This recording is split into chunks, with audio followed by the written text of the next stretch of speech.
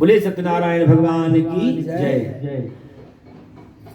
और भी एक कथा बता रहे हैं। सूत जी महाराज अठासी हजार ऋषियों से सतयुग की कथा बता रहे हैं। ये तो कलयुग चल रहा है अभी बाबू साहब। ये कौन सा युग है? कलयुग है। कलयुग अभी शुरू हुआ है। सतयुग की कथा बता रहे हैं। कलयुग तो भी बच्चा है। कलयुग का फर्स्ट इंप्रेशन हम लोग देख रहे हैं। सतयुग की कथा सुनिए। बता रहे हैं कि सतयुग में एक तुंगध्वज नाम के राजा थे। प्रजा को अपने पुत्र के समान समझते थे। भगवान के प्रसाद का अपमान करने से उनको बहुत कष्ट हुआ। बताते हैं कि जंगल में गए थे शिकार करने, सेनाओं का संग छूट जाता है, राजा रास्ता भटक जाता है। उसी जंगल में एक प्रेत रहा करता है, वह बहुत भूखा है। राजा को देखा तो खाने दौड़ा। राजा ने कहा कि कौन सा पाप किया है जो तुझको प्रेत की योनि मिली है? मैं राजा हूँ, मेरे साथ में चलो, मैं तुम्हें बहुत कुछ खाने को दूंगा। नारायण नाग बलि विधि करके तुम्हें प्रेत योनि से मुक्त कर दूंगा।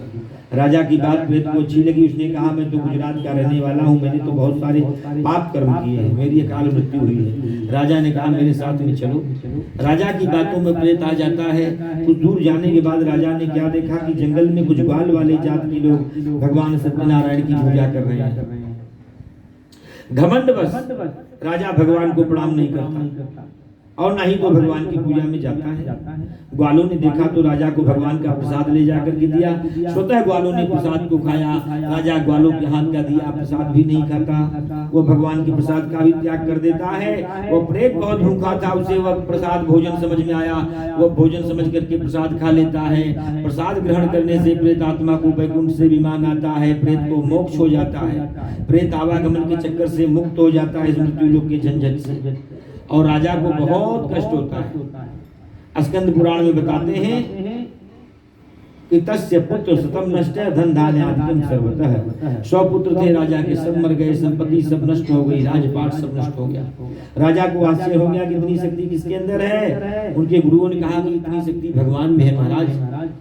रंकम करो थी राजा नाम क्षण भर में भगवान राजा को रंग बना देते हैं। राई को पहाड़ बना देते हैं, पहाड़ को राई बना देते हैं भगवान। इतनी शक्ति है भगवान में। आपने भगवान के प्रसाद का अपमान किया है, जिससे आपकी यह दशा हुई है।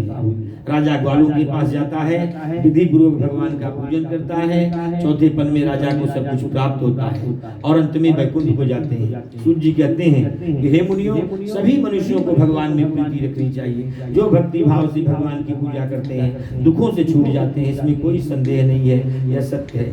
भगवान की पूजा संपूर्ण फल देने वाली है। कोई भी ऐसा फल नहीं है जो भगवान की पूजा से न प्राप्त। इन्हें कोई सत्यदेव, कोई राम, कोई कृष्ण, कोई हरि कहते हैं, कोई विठल कहते हैं। यही भगवान विष्णु नाना प्रकार का रूप धारण करते हैं और अपने भक्तों की इच्छा की पूर्ति करते हैं। जो भय में है मुक्त हो जाएंगे, बंधन में है छूट जाएंगे, इस लोक के सुख को भोग के वैकुंठ हो जाएंगे, इसमें कोई संदेह नहीं। यह सत्य है। सूत जी बताते हैं 88,000 ऋषियों से कि हे मुनियों, जिन्होंने पहले जन्म में भगवान का पूजन किया उनके दूसरे जन्म की भी कथा कहता हूँ, सुनो।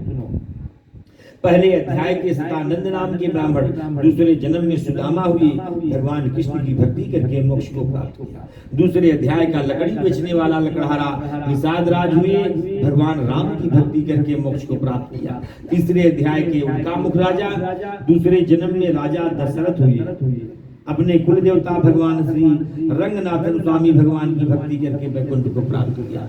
चौथे अध्याय के साधु नाम के बनिया दूसरे जन्म में राजा मोरध्वज हुए।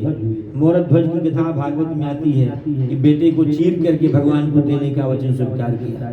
5वें अध्याय के तुंगध्वज महाराज दूसरे जन्म में स्वयंभू मनु हुए, संपूर्ण भागवत को सुन करके वैकुंठ को पधारे। गोप लोग दूसरे जन्म में ब्रजमंडल स्वामी हुए, संपूर्ण अत्याचारी राक्षसों का वध करके गोलोक धाम को गए। पंचमो अध्याय समाप्त। रेवा खंडे स्नापधायाम। बोले सत्यनारायण भगवान की जय। हरि नमः। सब लोग चाह दीजिए। बोले सत्यनारायण भगवान की जय। बोले मथुरा वृंदावन बिहारी लाल की जय। हरि नमः, हरि नमः, हरि